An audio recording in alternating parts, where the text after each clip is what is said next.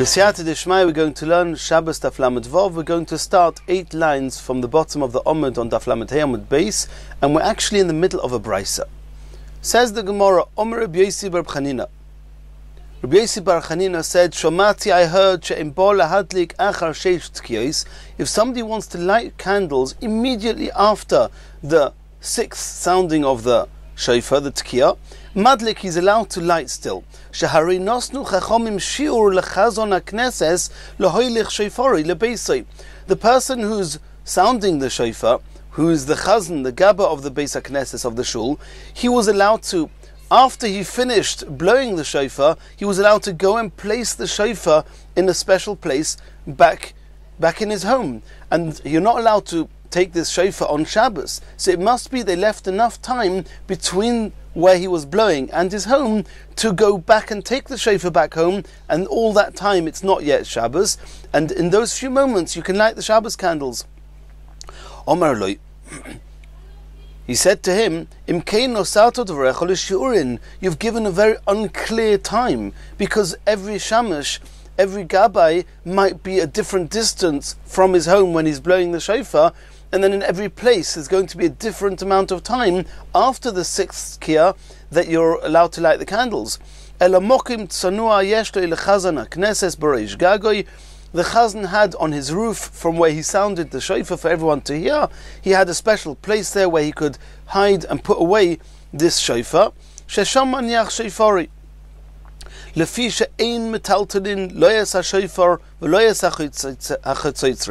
Immediately after blowing the 6th sound, it was already also to do malachas. You're not allowed to carry not a shofar, a horn, and not a chatzoitzeres, not a trumpet on Shabbos, and therefore he would put it immediately in this place that was designated for it on the roof of his home. Asks the Gemara of Tanya, shofar metaltel v'chatzoitzeres eina metaltelin. We saw in a different brisa that you are allowed to move a shofar, you're only not allowed to move a trumpet. The reason a trumpet is muktzah is because the only thing you can do with it is sounds, and that's not allowed on Shabbos, and therefore the trumpet is muktzah. But a shofar, a horn, can be used on Shabbos, and it's not muktzah. Omer v'yesi lo kashya, kan b'yachid, kan b'tzibur. If it's a shofar that belongs to a private person, then it's not muktzah. If it belongs to the public, which is never going to be used for anything besides for making the sounds, then it's muktzah. What can a private person use the shofar for, and that would make it not be muktzah on Shabbos? You can feed a little child through the shofar with water, similar to what we know as a baby bottle. You fill it up with water from the wide side, you put the narrow side of the shofar into the baby's mouth, and slowly the water trickles into his mouth. And since it can be used for something which is permitted on Shabbos, and not just for blowing the shofar, therefore it's not muktzah, and you're allowed to move it on Shabbos. Ask the Gemara, B'tzibur nami chozi legamea letinoik oni. Even a shofar belongs to the tzibur, there's sometimes a responsibility for the tzibur, for the community, to feed a child. For example, if you have a child of a poor person and there's nobody to feed this little baby, and it's up to the community to feed it, and then the community would use a community shofar in order to feed, to give this child water. V'su, and also Hotanya, we saw in another brisa, in a third brisa, Kashem shemetaltelin es shofar, kach metaltelin es achitzotzros. Exactly in the same way that you're allowed to move a shofar on Shabbos, you're also allowed to move a trumpet. You cannot use a trumpet to feed a baby. So the Gemara is asking, Mani, who are the authors of these different brises? They seem to be contradicting each other. Says the Gemara, Elo lo kashya. A different answer to explain these 3 brises. Ha Rabbi Yehuda, one of them is the opinion of Rabbi Yehuda. Ha Rabbi Shimon, one of them is the opinion of Rabbi Shimon. And Ha Rabbi Nechemya, and one of them is the opinion of Rabbi Nechemya. And to understand this, we have to explain there are 3 different opinions regarding the halachas of muktzah. Rabbi Shimon says there's no muktzah. He disagrees with the concept of meleches muktzah, the issa of muktzah. It's not melacha, the issa of muktzah on Shabbos. And Tosfos goes at length exactly when Reb Shimon does or does not agree, but I'm just keeping this simple as Rashi says it. At least in our context, there's a concept called that according to Reb Shimon there's no muktzah. According to Reb Yehuda, there is muktzah. According to Reb Nechemya, not only does he hold there's muktzah, but he holds that even a kli, that you could do something with it that's mutter on Shabbos, since its main use and the use it was dedicated for and designated for is one that's asa, even though you can and intend to use it for something mutter, it's still muktzah. So the brisa that says that shofros and chatzotzros, you are allowed to move them, that's going according to Reb Shimon. There's no isav muktzah. The brisa that says that chatzotzros are osa, but shofar is not muktzah, is going according to Rabbi Yehuda, who says that the chatzotzros are muktzah because you can only use them to sound the chatzotzeres, the trumpet, and that's also on Shabbos. A shofar, any shofar, even that of a rabbim, of a community, can be used as a bottle, and therefore it's not muktzah. Rabbi Nechemya says that since even a shofar is made mainly to be blown, to make a sound with it, even though you could use it as a bottle to feed a baby, nonetheless it's still muktzah, and therefore he holds, that's the first price that we saw, that also chatzotzros and also shofar is muktzah. The question is that what the brisa first says, that ein metaltlin lo yasa shofar v'lo yasa chatzotzros. Once it says, and this brisa we just said is Rabbi Nechemya, once it says that even a shofar you're not allowed to move, that means not only is muktzah osa, but even a type of muktzah that you could really use for something that's mutter, it's also osa, namely a shofar. Why did the brisa have to say v'lo yasa chatzotzros and not the trumpets? Of course the trumpets are muktzah. What's the chiddush? And that's what the Gemara means to ask here. And the Gemara is like answering that by saying, Umay shofar, when it speaks in the ratio of that brisa, it says shofar nami chatzotzros, it means a chatzotzros. A shofar in that context means a trumpet, and the trumpet in that context means a shofar. So the brisa is really saying you're not allowed to move a trumpet and also a shofar. Could Rav Chisda, and this is going in accordance to what we know from Rav Chisda. The Omer of Chisda, Rav Chisda said, Hani tlas mili. There are three things that ishtanu shmayu michichorav Beis Hamikdash. That when the Beis Hamikdash was destroyed, their names got switched over. One of them is chatzotzrosa shofra, and shofra chatzotzara. That the shofar is now called, the horn is called a trumpet, chatzotzeres, and the trumpet is called a shofar. Lemay nafkamina. What practical and halachic difference does it make whether you call it a shofar or you call it a chatzotzeres? Le shofar shel Rosh Hashanah. We know that on Rosh Hashanah you have to take a shofar. You cannot blow the shofar on Rosh Hashanah with a trumpet. So you have to know that if you go into a store and you ask for a shofar, realize this is not a shofar, this is a trumpet that they're calling a shofar today. So if they've changed the names, ask for a chatzotzeres and you'll get a shofar. Rav Chisda says another thing that got switched over after the Churban Beis Hamikdash, arova tzavtzafa. What used to be called an arova is now called a tzavtzafa. Tzavtzafa arova, and what used to be called tzavtzafa is now called an arova. Lemay nafkamina. What's the difference? What does this switch mean to us? Lululav. You have to know that to take a lulav, you need to take an arova that it says in the Torah. You cannot go to somebody who's selling plants and say to him, can I have an arova? He's going to give you what the Torah called a tzavtzafa. You're not yetzer the mitzvah of lulav. If the arova is called a tzavtzafa, ask for a tzavtzafa, you'll get an arova. What's the third thing that Rav Chisda said got switched? Psoira, psoirta. Psoirta, psoira. What used to be called psoira is called psoirta, and psoirta is now called psoira. A big loaf of bread used to be called p'toira, and a small loaf of bread used to be called p'soirasa. And now that got changed over. They're calling a big loaf p'soirasa and a small loaf p'soira. Lemay nafkamina. What difference does that make? Lemekach or memka. You have to know that when you're selling something and you commit yourself to a sale, you have to know, what did you mean? Did you mean, when you spoke about p'soira, did you mean p'soira of before the Churban, or did you mean p'soira of now? Omar Abaya, Af Onu Noimar, we can give you another example. Hoivlila Beikosi, Beikosi, Hoivlila. There was something called a Hoivlila, and that got switched with a Beikosi. What used to be called Beikosi is called Hoivlila, and what used to be called Hoivlila is called a Beikosi. An animal has a number of different parts to its stomach. One of them is called the Beis HaKosos, and one of them is called a Hovlila. And the names got switched at some point. Lemay nafkamina asks the Gemara, what's the difference what you call which stomach?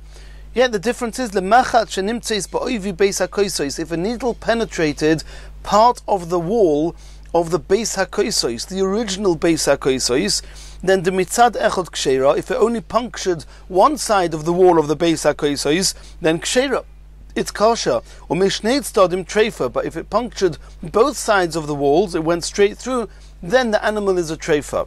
And this halacha that if it punctured just one part of the thickness of the wall, it's still kosher, that's only true in the Beis HaKosos that had a thicker wall, and not with the Hovlila.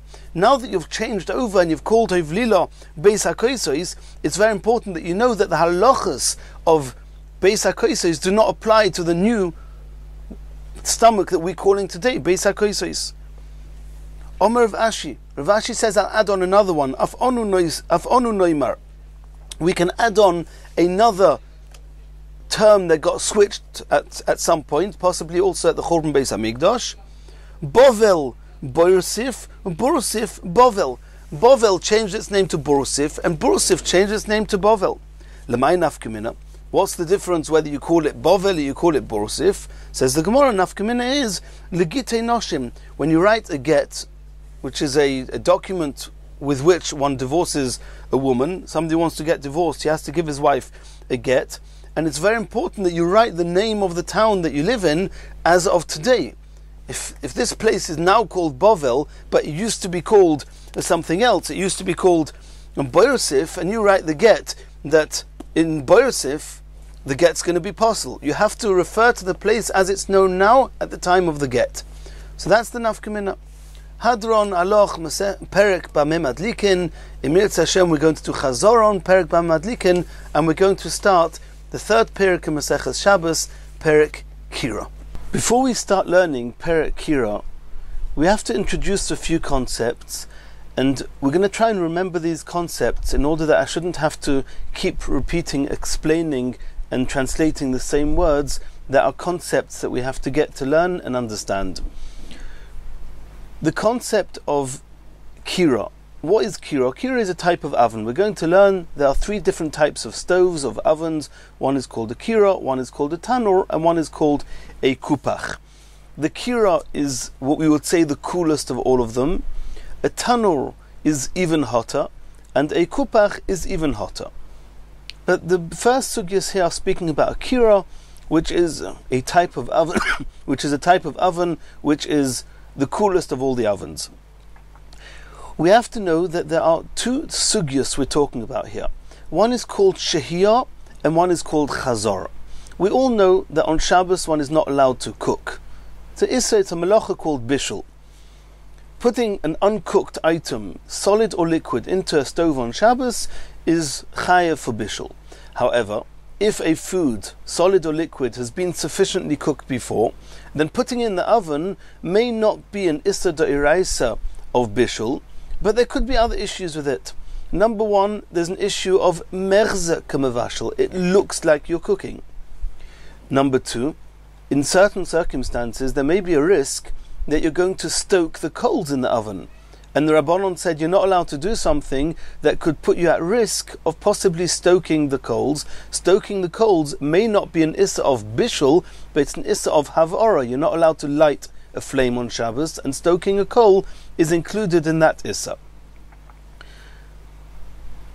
Now, when a person is cooking, he's got his food in a pot, then there's two types of, let's call it melachas, they're not really melachas, but there's two types of cases we could be talking about. One is shehiyah, which means you put it on the stove, or in the stove, we'll discuss that later.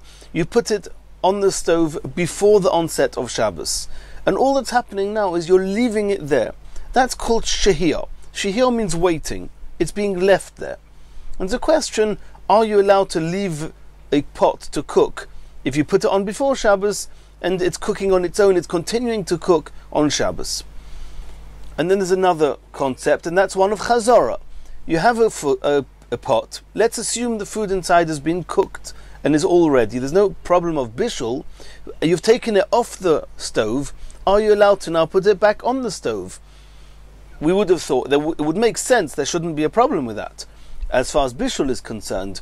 However, is doing an act on Shabbos of putting a pot onto a stove, is that allowed, or is there a risk that since you're putting it onto the stove, it seems you want it to remain hot? If you want it to remain hot, there might be the risk that you're going to stoke the flames or stoke the coals on Shabbos. It means the halachas of chazara, because you're doing the act of chazara, of replacing, of putting back, on Shabbos are going to be more stringent than those of Shehiyah, where you're not doing anything on Shabbos. There's another concept we're going to discuss here at length, and that is the concept called grufa uketuma. A magrefa is a shovel. Goruf means that you have shoveled away the coals. Some say it means you've shoveled it to one side of the oven, and that way you've made it clear that you're not really interested that these coals should continue heating the oven. Others say that you've shoveled them totally out of the oven. Either way, goruf means you've shoveled away the coals. Kotum means that you have covered the coals, that way cooling them down a little bit, and they will slowly extinguish. And goruf v'kotum is a simon. It's a recognition that you do not really want the coals, and they act as a reminder. Don't forget, you've shoveled them away because it's Shabbos. You obviously shoveled them away before Shabbos, and therefore a person will not come to stoke the flames.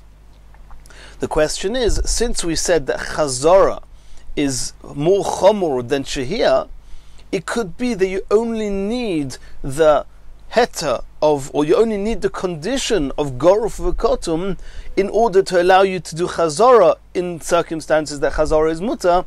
But regarding shehiyah, which is more kal, which is more lenient, it could be that in the instances that one is allowed to do shehiyah, one would not even need goruf v'kotum, because the very fact that you haven't done anything on Shabbos, you just left it there for before Shabbos, does not require the condition of goruf v'kotum.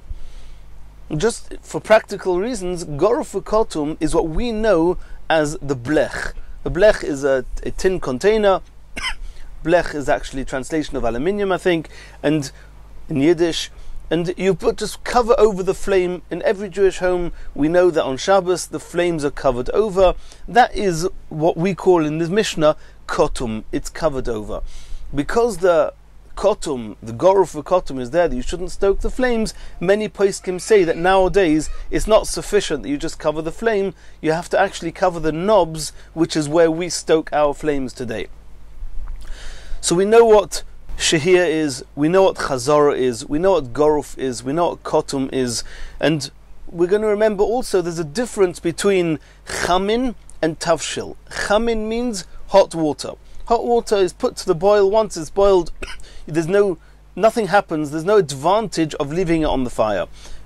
But in contrast to that, a tavshil, any other type of cooked dish, a soup, a meat, whatever it may be, then keeping it on the fire, keeping it on the boil, will actually help it become tastier. So even though it's already cooked, but you have an interest in keeping the cooking process going and getting hotter and staying hotter, and you have an interest more than hot water, and therefore we'll see, according to some opinions, it's going to be easier to allow us to do either shehiyah or chazara with chamin, hot water, than it is with tavshil, because with tavshil there's a greater risk that you're going to stoke the flames. With those concepts in mind, let's learn our Mishnah, and we're not going to translate all the words each time, but we should understand from this introduction, we should understand the next sugyas. Says the Mishnah, Kira, a type of oven, shehi sikura, that was heated up, bikash u bigvava, either with straw or with other plant stubble, and with straw and stubble there are no coals whatsoever, there's nothing to stoke. Noisnin oleo tavshil, you're allowed to put onto such an oven a tavshil, not only hot water, but even any other dish, a tavshil, you're allowed to put on it actually. Now, what does it mean to put? Does it mean shehiyah? Does it mean chazara? The Mishnah hasn't told us. We'll discuss that in the Gemara. Begefes ube'etzim. However, if you're using pulp from a fruit press or wood, and they do turn into a type of coal, loy yitain, you're not allowed to put. Again, we don't know what lo yitain means. Does it mean shahia or chazara? We're going to see that in the Mishnah. But whatever it means in the Gemara, but whatever it means, lo yitain ad sheyigroif or ad sheyitain esa efer. You're only allowed to be noisen. You're only allowed to do whatever you're allowed to do if it's goruf. If you have shoveled away the coals, or ad sheyitain esa efer, you've put ashes on top of it. You've covered the coals with ashes. And that's called kotum, and once it's goruf v'kotum, then it's mutter to be yitain. Beis Shammai omrim, Beis Shammai say chamin avaloi tavshil. Whatever you're allowed to do with water, but not with other dishes. Beis Hillel omrim chamin v'tavshil. Beis Hillel say that what you're allowed to do both with hot water and with another dish. One machloikus Beis Shammai Beis Hillel, another machloikus. Beis Shammai omrim noitlin avalei machzirin. Beis Shammai say that whatever is mutter. Beis Shammai say that when you take a pot off the stove or out of the stove on Shabbos, you're not allowed to put it back. There's an issa of chazara. Beis Hillel omrim af machzirin. Beis Hillel say that there's even a heter you're allowed to, obviously under certain circumstances, we'll see in the Gemara, you're allowed to put a pot back onto the fire, what we call chazara. Says the Gemara, the Gemara's got a big question that's going to keep us busy for the next daf or so. Hai lo yitain. When it says in the Mishnah, noisnin and lo yitain achi yigrei for achi yitain esoifer, the Mishnah made it clear that yitain, putting the pot, is only allowed when it's goruf v'kotum. What does that mean? In what case are we talking about? Are we talking about lo yarzir, that only regarding the issa of chazara, there's a t'nai, a condition that it needs to be goruf v'kotum, lo yachziru aval lishois, but regarding the issa of shahiyah, mashin afal pi she'enei goruf ve'enei kotum, but regarding the heter of shahiyah, leaving a pot on there, on the stove, if you put it on before Shabbos, does not require the condition of goruf v'kotum. Umani Chananya here, and that will be the opinion of Chananya. The Tanya we saw in the Brayse, Chananya Omer, Kolshu Kameichel ben Rusoyi, as long as the food has been minimally cooked, which we've discussed previously, it's either a third according to Rashi or half according to other Rishonim, Mutter Lishoise al Gabakira, you're allowed to leave it on the stove. Afal Pisha Ene Goruf Ene Kotum, you do not need Goruf v'Kotum. Oy Dilma, says the Gemara, the other way of understanding the Mishnah is Lishois Tatnan, that even regarding the Is of Shehiyah, the Mishnah is saying the Goruf v'Kotum in Iloi, that only mutter if it's Goruf v'Kotum, v'Kol Shkein L'Hachzir, and it goes without saying that if Shehiyah needs Goruf v'Kotum, Kol Shkein Chazara will need Goruf v'Kotum. Those are the two stadim, the two options of how to learn the Mishnah. Does the Chazara always needs Goruf v'Kotum? Does Shehiyah need the condition of Goruf v'Kotum? Says the Gemara, Toshema, we're going to try and bring proof to this from the sequence in our Mishnah. Midik Toni Trei Bovi B'Masnisin. Let's remember, at the end of the Mishnah, there were two machloikas, two arguments between Beis Hillel and Beis Shammai. The first one was Beis Shammai Imrim Chamin Avaloi Tavshil, or Beis Hillel Imrim Chamin V'Tavshil. Beis Shammai said whatever's allowed is allowed with water, not with other dishes. Beis Hillel said other dishes too. The second machloikas, Beis Shammai Imrim Noitlin Avaloi Machzirin. Beis Shammai say there's an issa of chazara, or Beis Hillel Imrim Af Machzirin. Beis Hillel say there's a heta of chazara. So now the Gemara explains. If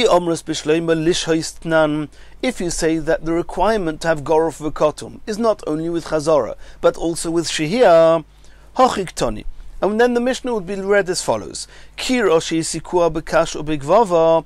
If the oven is being lit, has been heated with kash u'gvava, which we said does not make any coals. Mashin, in our Mishnah it says noisnin, but now we're assuming that noisnin means mashin.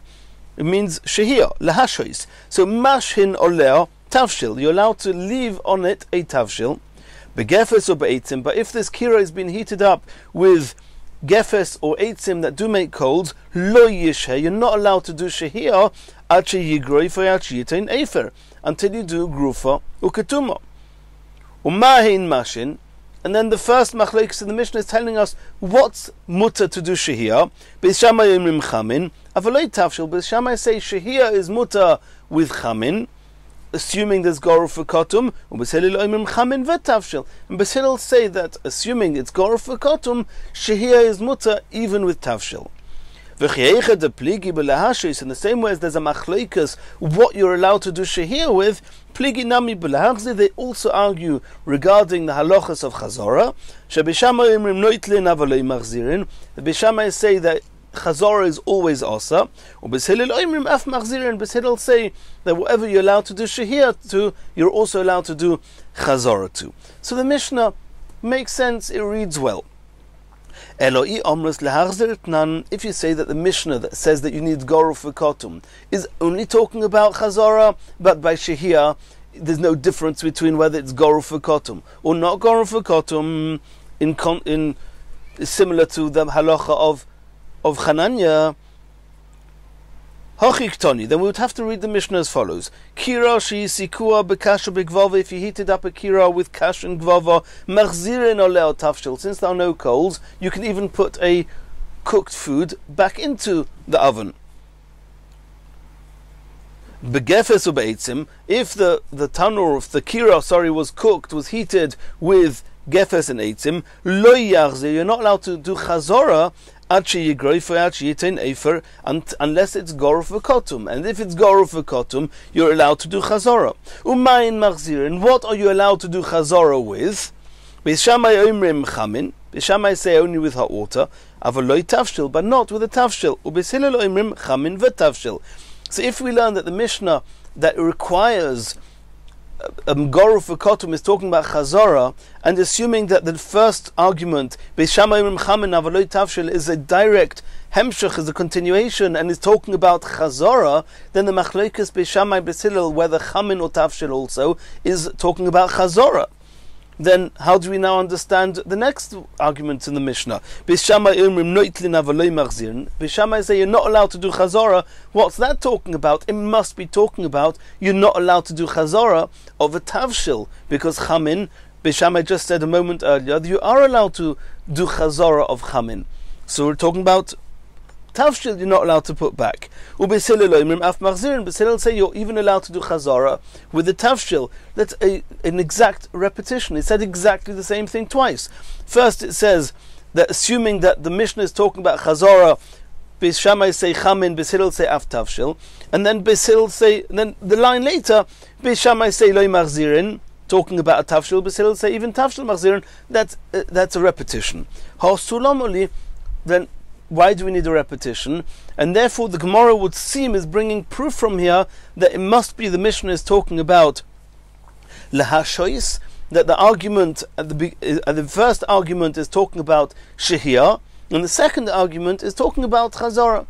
So the Gemara is trying to bring proof from here that the girsa, or the explanation, when it says lo yitain, it means lo yishhois, and even by shehiyah you need grufa or ketuma. And Emir Hashem, in the next shir we'll continue from here.